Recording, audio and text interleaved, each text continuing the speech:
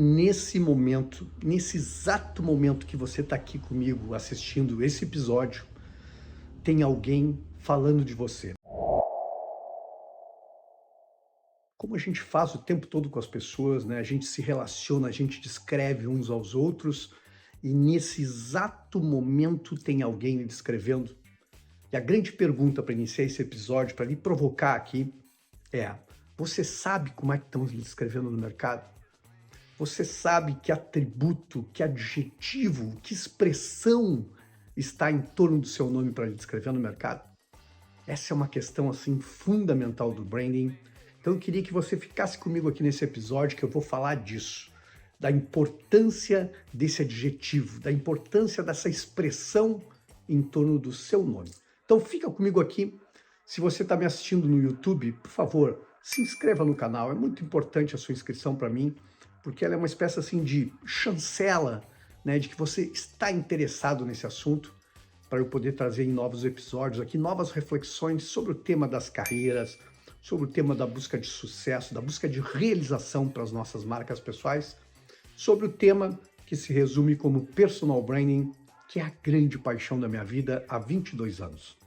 Então fica comigo aqui que a gente hoje vai tratar desse ponto, que é um ponto assim talvez do mais fácil de entender.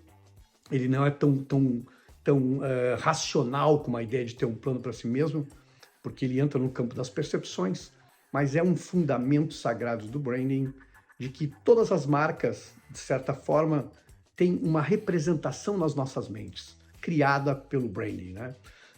Al Ries, que é o pai do marketing no mundo, passou, acho que uns 30, 40 anos falando disso, falando de foco, né, que era vital para as marcas, mas esse foco, de certa forma, para o branding, é essa orquestração dos sinais para que cada um de nós, como consumidores, o grande mercado, tenha uma palavra positiva em torno daquela marca, uma palavra que define o posicionamento daquelas marcas. Então, se a gente pensar no branding corporativo, nas marcas que a gente conhece, marcas muito famosas, que a gente escuta há anos, você vai reparar que todas elas nos levam para uma representação, nos levam para uma expressão de qualidade, nos levam para uma palavra que resume aquela marca. Então, se você pensar em carros Volvo, vai vir a representação de segurança, porque a Volvo passou anos focando nesse ponto que é segurança.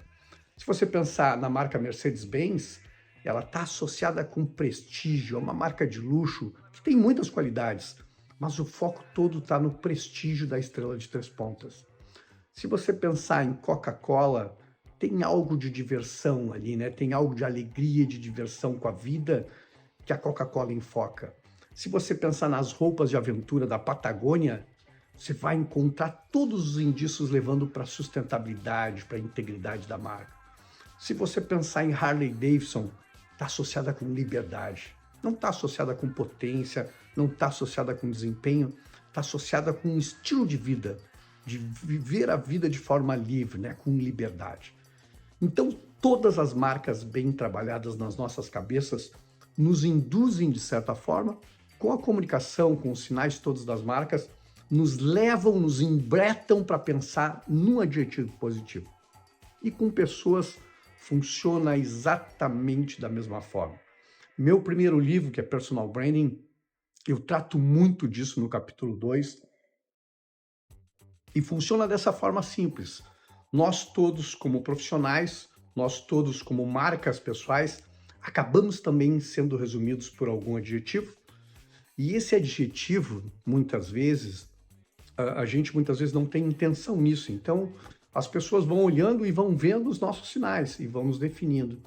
Então eu tenho resumido isso dessa forma para você me compreender, que esse adjetivo em torno dos nossos nomes está relacionado com aquilo que mais salta aos olhos na gente. Olha que interessante para você refletir aí. Porque a gente dá sinais o tempo todo, de que nós somos assim instrumentos multimídias. A nossa voz, o tom de voz emite um certo sinal que você decodifica no seu cérebro. A imagem que todos nós temos dá um outro sinal.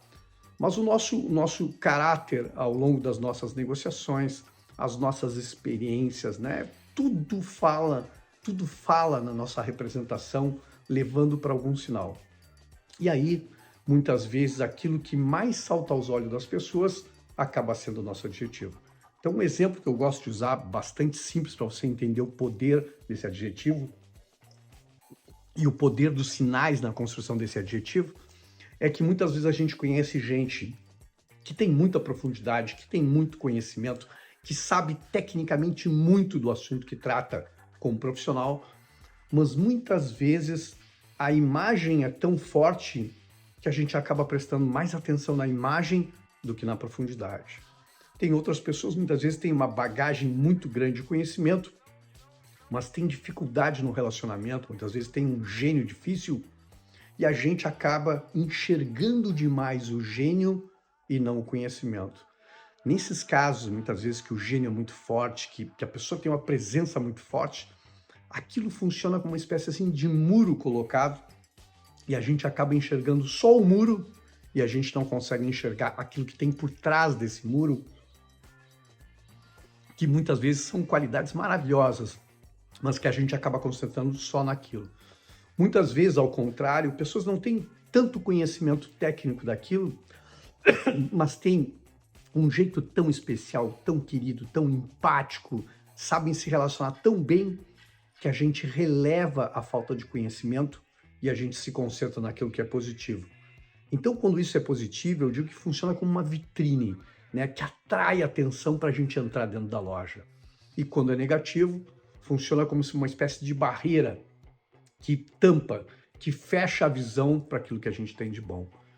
E de onde é que isso vem? Isso vem das nossas experiências, né? Vem dos nossos sinais, vem da nossa postura, vem do jeito como a gente se relaciona, e a gente vai emitindo esses sinais o tempo todo, e as pessoas vão comprando esses sinais. E sabe o poder disso? O poder disso é brutal.